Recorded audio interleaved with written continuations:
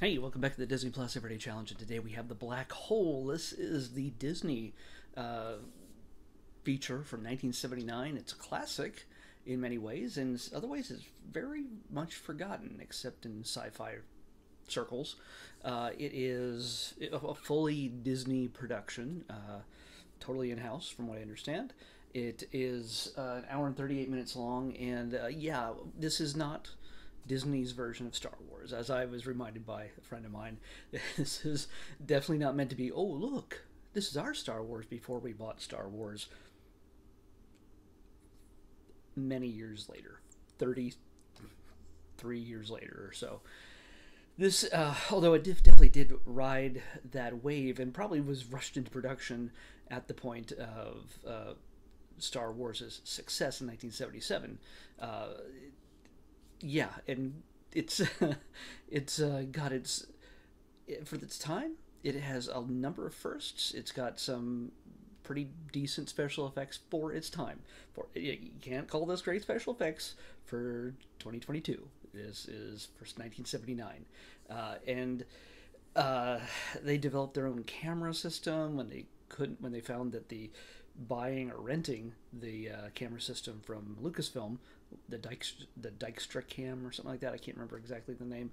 Found out that, well, that's just a little bit too expensive, so they made their own, and and that's how they got their own computer controlled camera to shoot a lot of things. This other thing a friend of mine recommended to me is that to make sure I make it clear that, like, yeah, this is not a Star Wars thing. It is very much kind of it's more mature. It's not necessarily pointed at kids. I think it's Disney's first PG production, and it is more of a kind of a haunted house in space kind of thing. It, in another era, in another realm, maybe this might have been a bunch of people coming across a haunted house deep in the woods with a sort of a madman living alone, maybe surrounded by minions who seem less than human. And in this case, yeah, it's exactly what they are. They are androids. Okay, so I don't want to spoil anything for you, but yeah, it's he's a man lives alone. His name's Dr. Reinhardt. Yeah, Dr. Hans Reinhardt. He is an eccentric.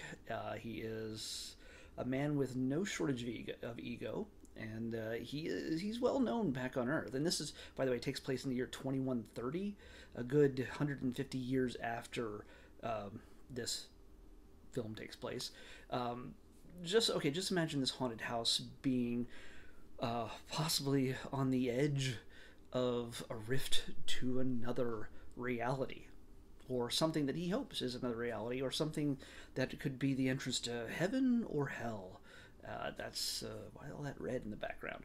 But it's really just about a man who's trying to go beyond the limits of human knowledge and exploration, to possibly his own detriment.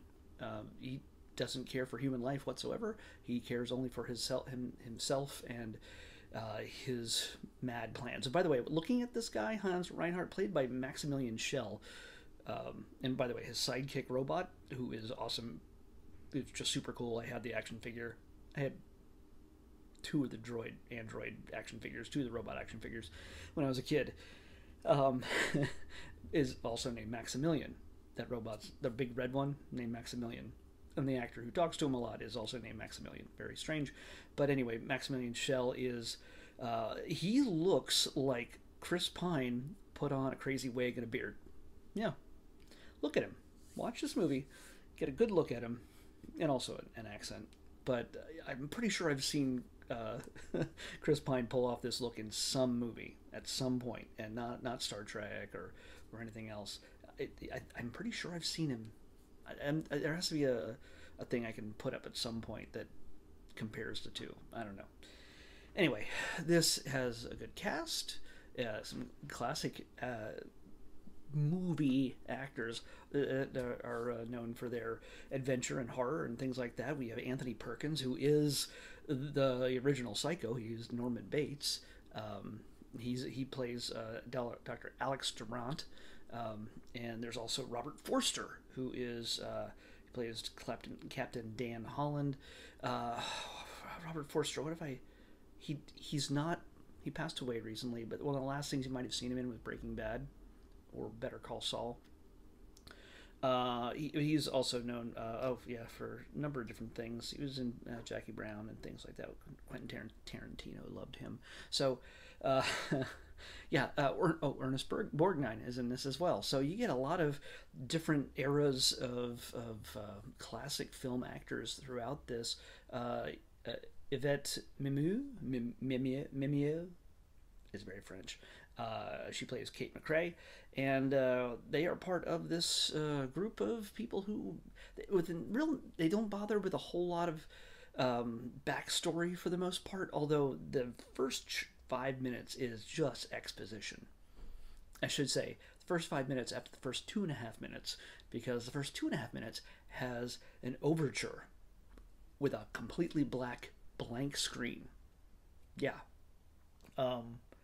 It's pretty. I've already forgotten the name of the composer, and my friend's gonna kill me. John Barry. Sorry. Yeah, my brain just farted for a minute there. John Barry, who also did Star Trek: The Motion Picture the same year. He actually I actually really enjoyed this soundtrack. It's that of strings that he repeats over and over again in the theme. I don't know so much, a little, in the overture, which again 2.5 minutes blank screen. That and Star Trek: The Motion Picture were the last films, from what I understand, to ever feature an overture at the beginning of the film. Hollywood doesn't do that anymore. Filmmakers don't do that anymore, no matter how prestigious the composer or anything else.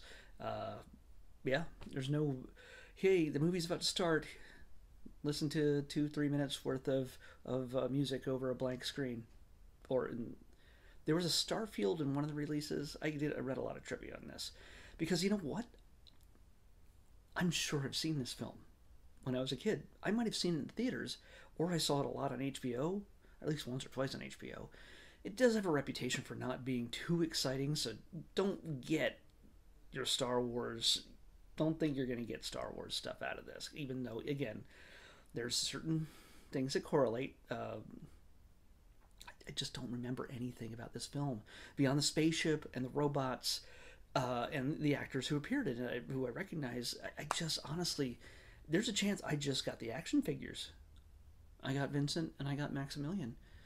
I don't know if I still have them anymore. They might be in with my other old Star Wars figures from the 70s and 80s, but I'm marking it down as something that I have seen already, but I honestly couldn't remember any of the details, or even how it ended.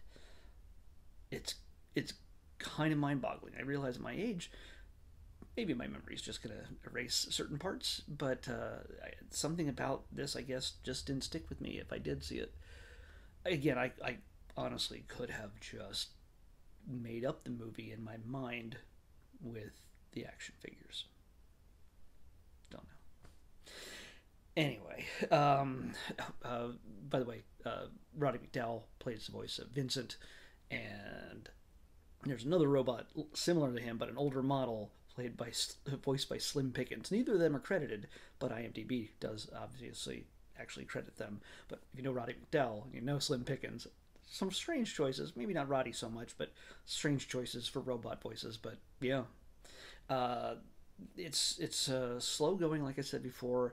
Toward the beginning, lots of exposition in the first 5 minutes. It just says, oh, that's a black hole over there. Oh, black holes do this. Black holes are kind of scary. Black holes are fascinating. Black holes, there's a ship out there outside right in front of that black hole. Who the heck is that? Oh, scan. It's a spaceship. That's my dad used to be on that thing. Oh, it's just like a ton of stuff. And who's running the thing? Oh, yeah, that's Reinhardt. Maybe we should go check it out. Let's find him. He's not answering. Okay, let's go in there. And then they meet up with Reinhardt, and I will not spoil anything else, but that's essentially what you get in the first 20-25 minutes, because you do not see Reinhardt for almost a half an hour into the film, and he is easily the most charismatic character in the entire cast. Yeah, you got the young kid, by the way, played by, what's his face? Come on, give me his name. played by Joseph Bottoms. So yeah, the kid, he's Charlie. And Forrester, he's the gruff captain, and you got the doctor by Anthony Perkins, and you got the woman doctor played by Yvette. So yeah, and they all have different things. They're distinct characters, but Yvette has, she gets the she's hoping to find her dad on board after all these years. They've been gone for a while, and apparently they've been on this ship for a long time. That just getting to this spot to see a black hole, and then they go, oh my gosh, there's a ship out there.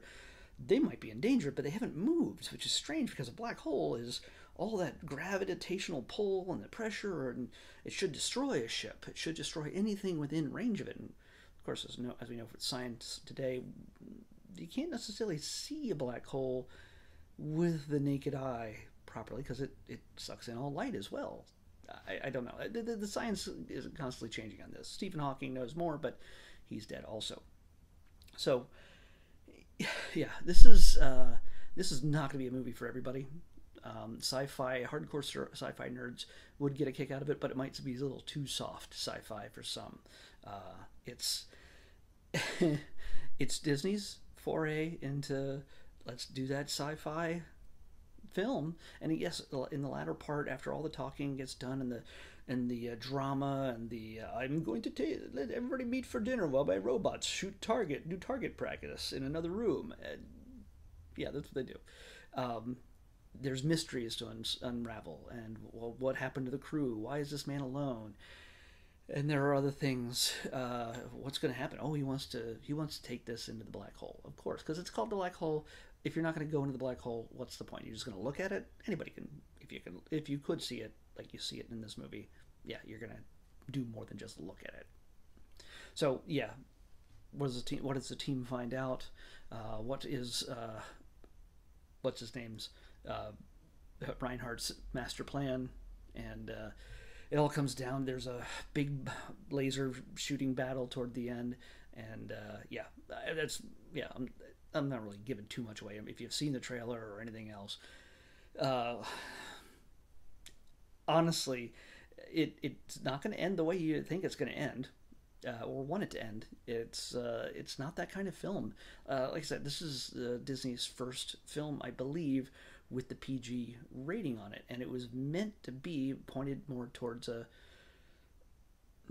adult audience, even though there are kind of adorable robot, two adorable robots and one scary robot. And I mean, Vincent is kind of a combination R2D2 and C3PO at the same time. He talks, he's smart alecky, he's very, very intelligent, and he communicates well, but he also is functional in accomplishing things that the humans can't do. Also, he has lasers. So that, if R2D2 had lasers in the first film, yeah, that might have been. He was basically just a guy turning keys a lot of the time and getting zapped and blown up. But in this one, Vincent is the MVP. So yeah. By the way, I know this is already too long. I rushed through this. I had work. I watched Jurassic Park Dominion. I watched the Senate hearings on January 6th. I did 3 loads of laundry, and also watched this, and it made dinner. So yeah, it's been a rush, and this is the final hour of I got to get this done before it's tomorrow. So yeah, I do this in real time sometimes.